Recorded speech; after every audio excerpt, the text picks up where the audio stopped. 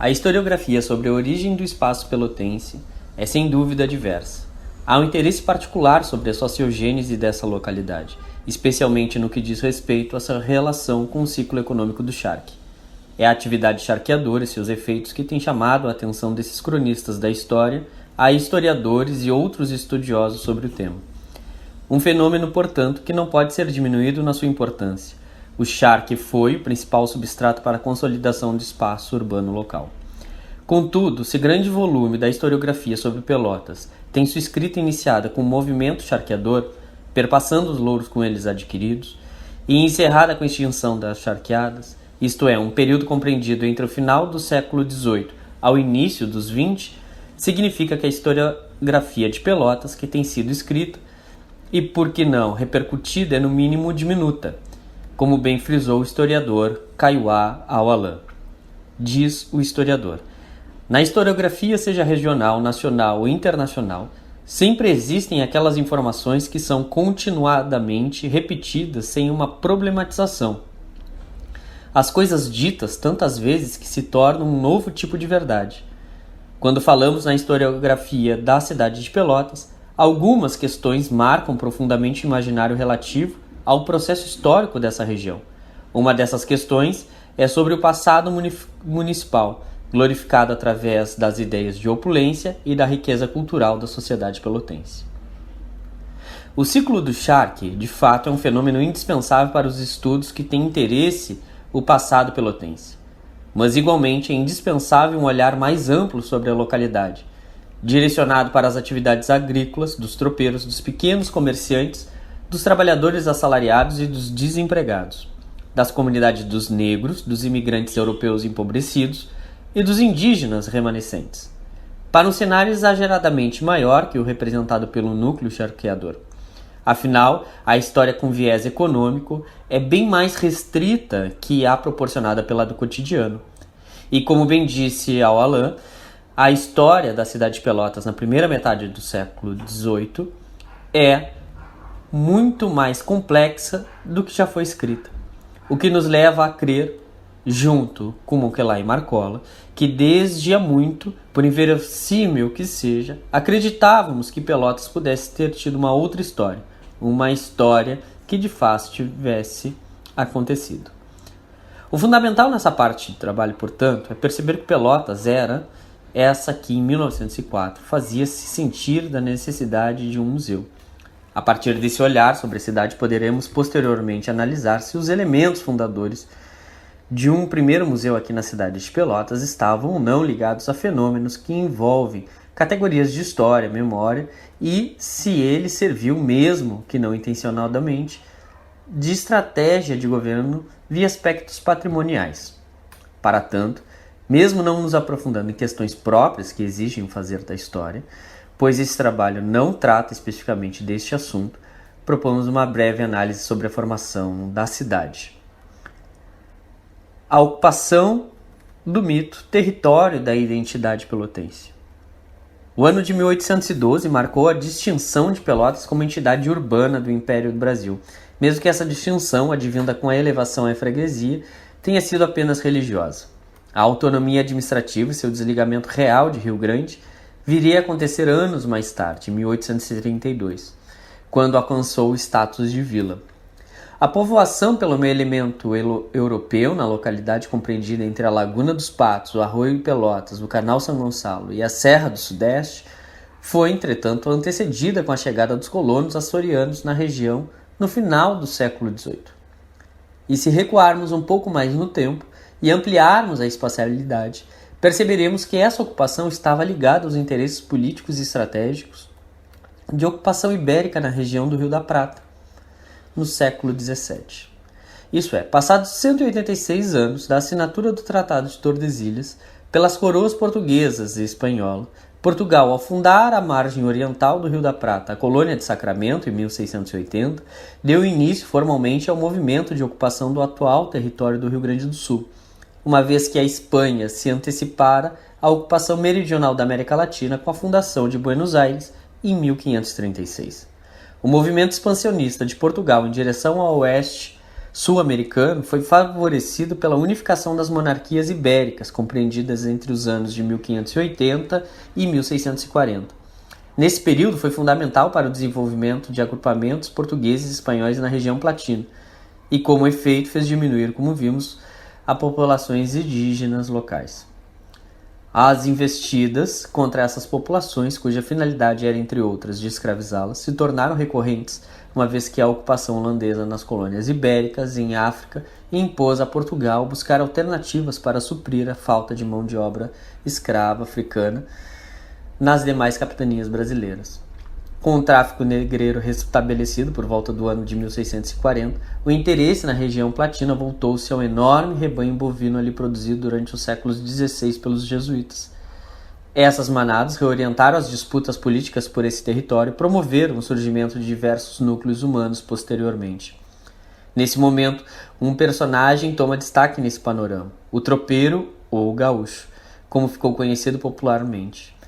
Este tipo de ser, nas palavras da historiadora Sandraí Jataí Pesavento, responsável por consolidar as vias de tráfico com o restante da colônia, surgiu na terceira década do século XVIII, junto a alguns militares estacionários, os primeiros donos de terra da futura capitania do Rio Grande de São Pedro. Então, organizada administrativamente pela Comandância Militar do Rio Grande de São Pedro, subordinada à capitania do Rio de Janeiro.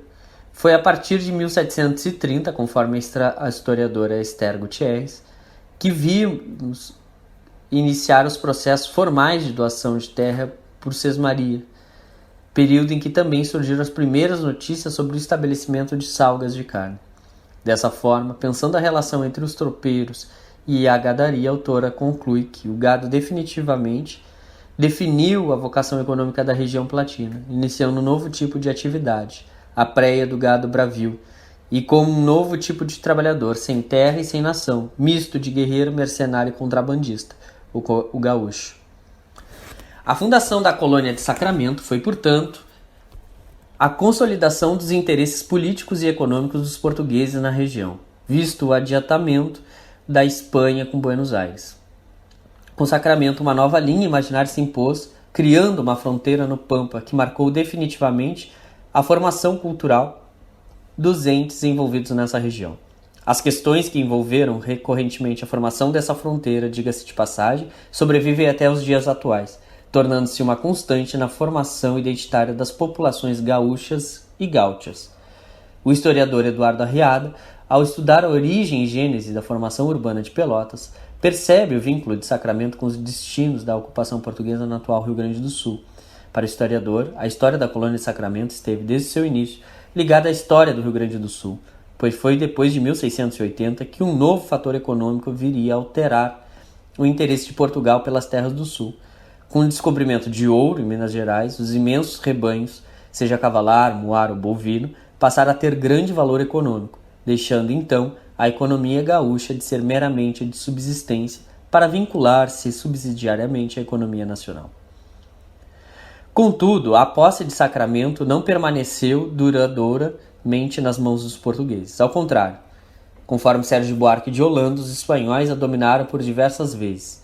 A sitiaram 4 vezes, ocuparam-nas 3 vezes, e graças à estabilidade do domínio sobre Sacramento, os portugueses levantaram uma desembocadura, na desembocadura da Laguna dos Patos, no Oceano Atlântico, o presídio Jesus Maria e José, que veio a servir de base para a organização da cidade de Rio Grande, a mais antiga do Rio Grande do Sul, fundada em 1737. É a partir do desenvolvimento de Rio Grande, somado ao Tratado de Santo Ildefonso de 1777, que um povoamento irá surgir na localidade da atual Pelotas.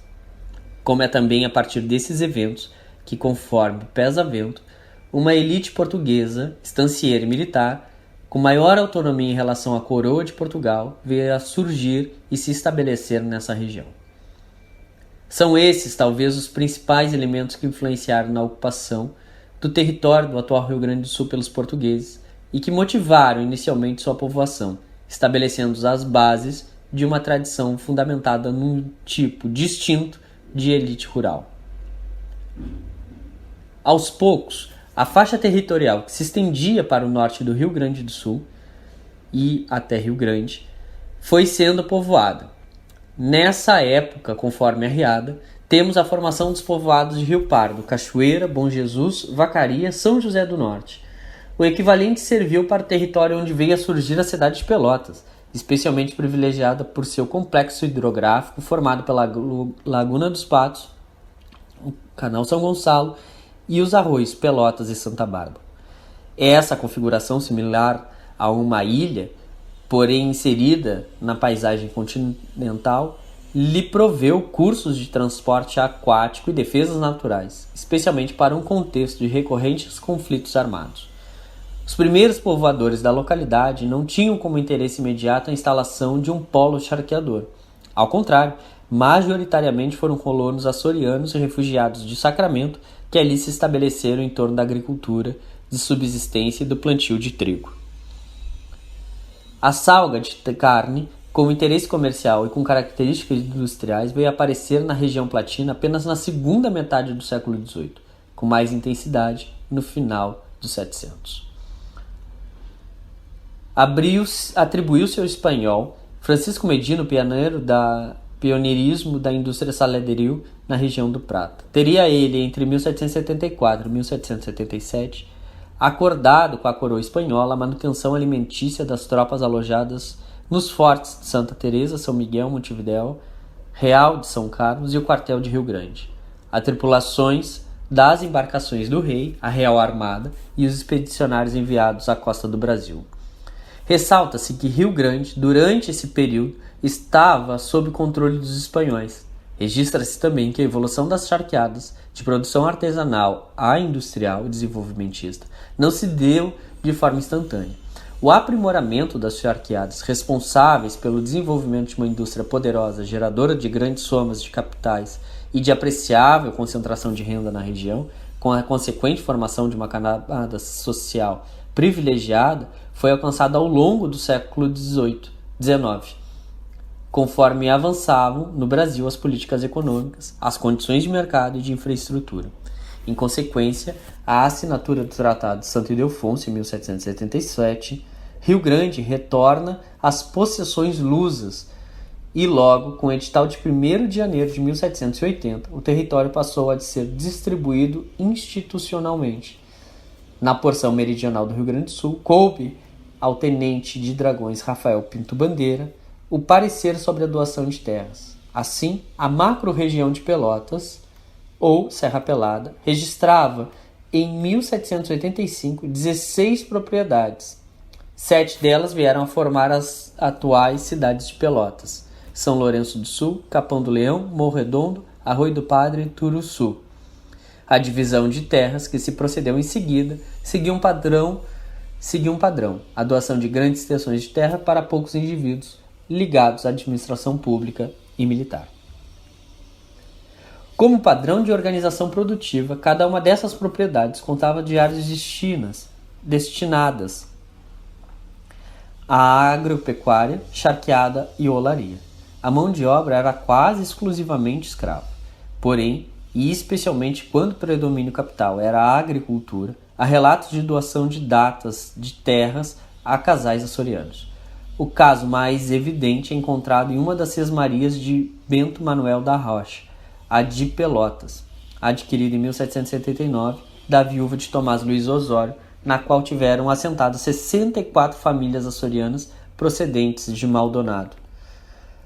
Rocha, que era fornecedor de alimentos para as forças militares lusas, estabeleceu na sua estância do Laranjal a plantação de trigo e na sua fazenda da Galateia a de arroz. Contudo, fato é que com o aumento da importância econômica do charque na região frente à agricultura monocultora e latifundiária, ou plantation, que enfrentava problemas de todas as ordens, a indústria charqueadora demandaria uma quantidade superior de mão de obra. A solução escolhida pelos industriais do charque foi aquela em curso predominantemente por todo o território luso, o modo de produção escravagista, o qual fez com que a população de africanos na região aumentasse vertiginosamente, especialmente na segunda década dos 800. Nesse período, por volta de 1820, a sesmaria de Pelotas, que viria a ser dividida por motivos de herança, registrava 7 charqueadas. Constituídas como espaço prisional e com um forte modelo repressor, as charqueadas mantinham atividade produtiva sazonal, geralmente de novembro a maio. No interstício desse período, a força de trabalho era direcionada para as olarias e a construção civil. Também há registro do emprego de escravos nas roças e na derrubada de árvores, para nos saladeiros, junto com os ossos, abastecerem os caldeirões ou as caldeiras a lenha.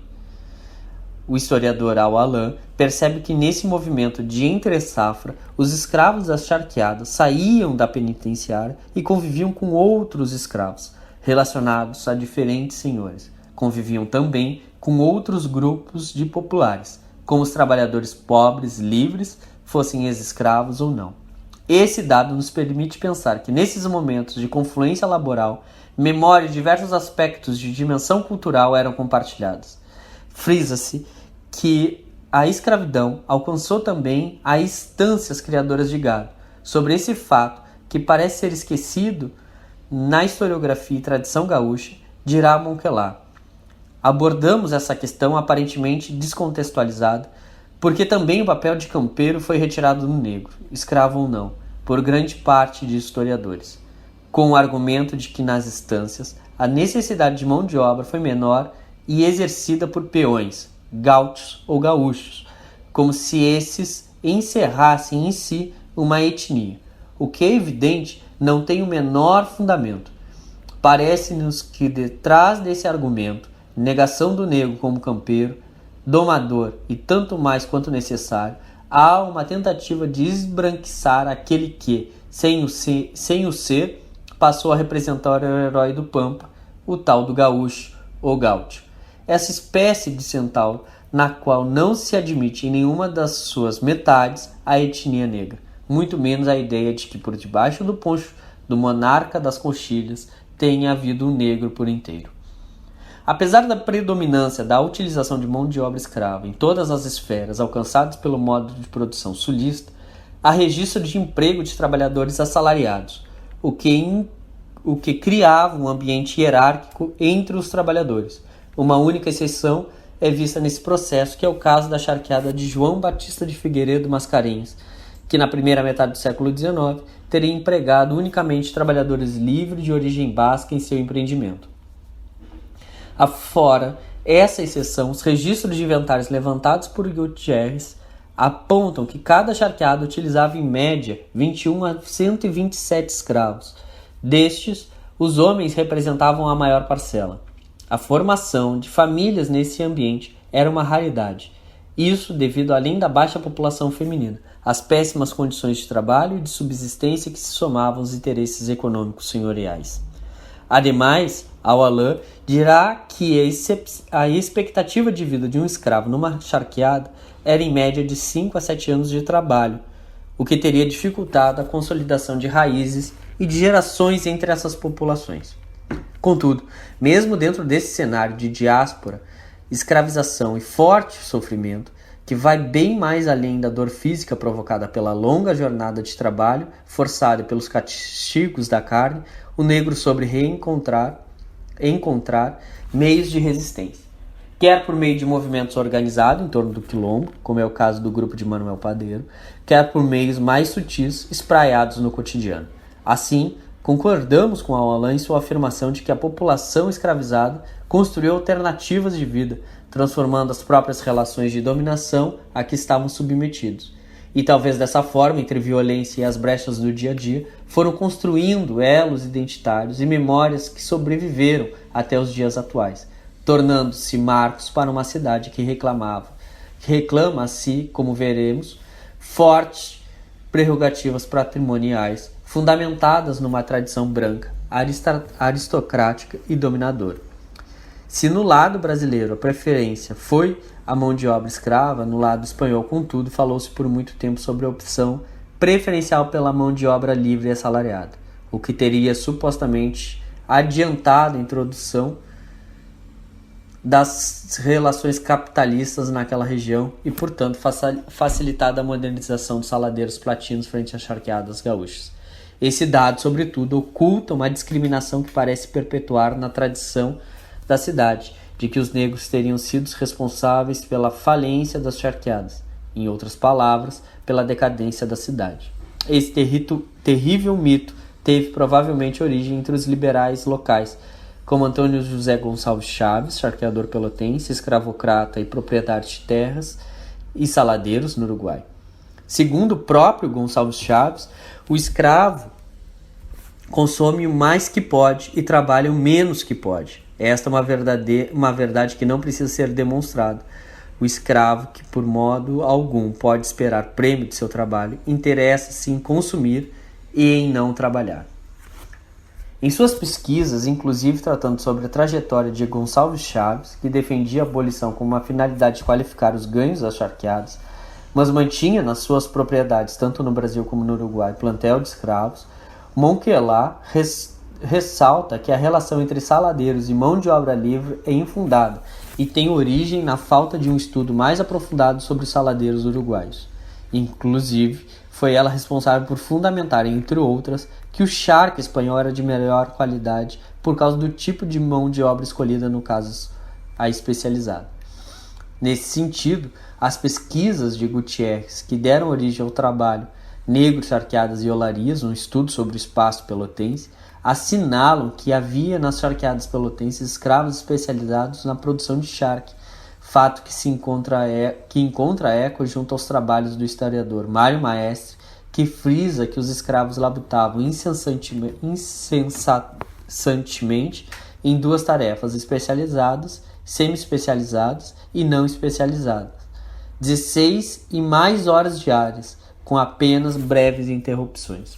O próprio Monquelá atenta que o binômio charqueada-escravidão, observadas as proporções, foi uma constante tanto entre portugueses quanto entre espanhóis, pelo menos na primeira metade do século XIX. Isso porque, com a introdução da primeira Constituição da República Oriental do Uruguai, em 1830, ficava proibido o tráfico e a introdução de escravos no território nacional. Também os filhos de escravos nascidos em solo uruguai tornavam-se livres, conforme o artigo 131 de sua Constituição Republicana. O econômico Leonardo Monastério atesta a pouca distinção entre os problemas enfrentados por ambas as organizações de trabalho nos dois lados da fronteira. Para o autor, os mesmos problemas de incentivos de controle que enfrentam uns, enfrentam outros. Talvez não no mesmo grau, mas de alguma forma existem semelhanças nas questões organizacionais a serem resolvidas. Alain, em seu trabalho A Negra Força da Princesa, Polícia, Pena de Morte e Correção em Pelotas, entre 1830 e 1857, reforça, contudo, que o controle da população escrava em Pelotas era realizado por um rigoroso sistema de punição e controle social, recobrindo todas as atividades desempenhadas pelos cativos com o manto da coisificação, o que foi intensificado a partir da década de 1830 com a criação da Guarda Municipal Permanente e a organização da Guarda Nacional. Enquanto o Estado uruguaio dava passos expressivos à abolição, consolidada em 1842, temerários com a iminente realidade, escravocratas orientais enviaram escravos às pressas ao Brasil, especialmente ao Rio Grande do Sul, como se pode perceber no protesto feito pelo periódico El Nacional de Montevidéu em 1841. Sem dúvida, mais delinquentes do que os que introduzem um escravo são para nós os que retiram desta república para levá-lo ao Brasil, aonde os dias do cativo são de insuportável tormento para o seu corpo e de satânica vexação para o seu espírito. Além desse episódio que fez aumentar a população de africanos em Pelotas, cabe lembrar que, sendo o Brasil o último estado a abolir a escravidão na América, dirigiram-se para cá os remanescentes provenientes do tráfico negreiro, fazendo de Pelotas a cidade com maior concentração proporcional de população negra e mestiça do estado do Rio Grande do Sul, um dado que não pode ser em nenhuma hipótese minimizado em sua importância. Quanto às charqueadas, na maioria delas se estabeleceram às margens do Carnal São Gonçalo e Arroio do Padre, Arroio Pelotas, a partir das sobras da Sesmaria de Monte Bonito.